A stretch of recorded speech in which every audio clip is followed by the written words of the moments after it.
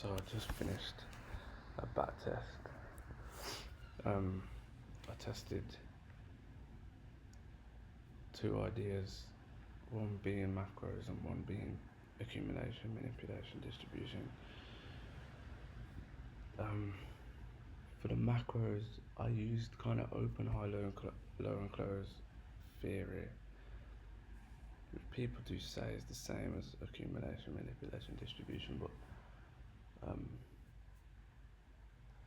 maybe they're saying that when it gets together it creates a strong thing. But anyway, the takeaways from the back test I just did was, number one, the more concepts you know, the better trader you become, because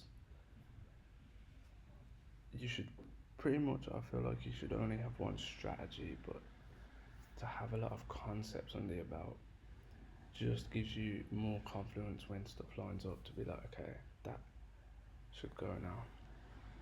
That looks like a powerful setup. That looks like a high probability setup. Um, um, Open, high, low, close is powerful because, especially in the macro times, because I've saw that like the price goes one way to make its wick first, and then most of the time, if you've got a good bias and good targets, it's gonna go the opposite way. So if you see price go the way that you the opposite way to you drawing liquidity during the macro time, and then turn around after like the first 20 minutes of the hour or something like that, it's going to be a high probability that it's going to keep going higher as long as the thing is good. So open, high, low, close concept is a really good concept. Definitely want to back test that more. Also, accumulation, manipulation, distribution is really powerful as well. It just doesn't, the cleanest setups that I'm waiting for, they don't occur as often as I would like. Other thing is, I was just thinking of something, I can't remember what it was now.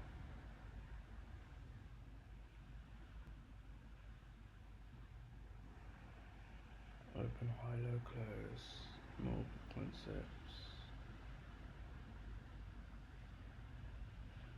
I know back testing is obviously of the utmost importance as well, to just keep back testing. I do really like this open, high, low, close concept. I think it's really powerful. I think the macros really are the first, I would say like the first 20 minutes of the hour. I get it, the end of the hour candle and the start of the next hour candle. I don't know. I don't think 10 minutes gives enough time for it to occur, but maybe that's when you catch the more volatile moves. But I do think like obviously a bit more back testing is needed. Well, a lot more back testing is needed, but I do think that you can kind of see when you're thinking about time as well when you're trading, and you can see where the price is in accordance to where it is within that hour candle. It makes so much more sense as to where price should go next. And I think that started to make a bit more sense to me. Like when people trade time and they say, "Oh, I trade time," it's like it seems so vague. It seems so like it seems so cool. It's like, oh, I trade time, like,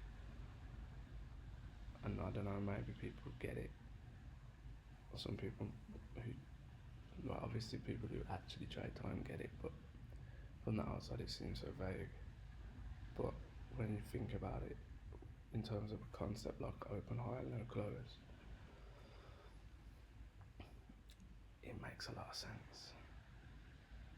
It's really like using a higher time frame candle and looking at the time that you're inside of that higher time frame candle. Like, okay, do you know what I mean? It's like using that higher time frame and going, okay, within that space of time that candle's being created, where are we? Why are we there? Like, why are we behaving like that?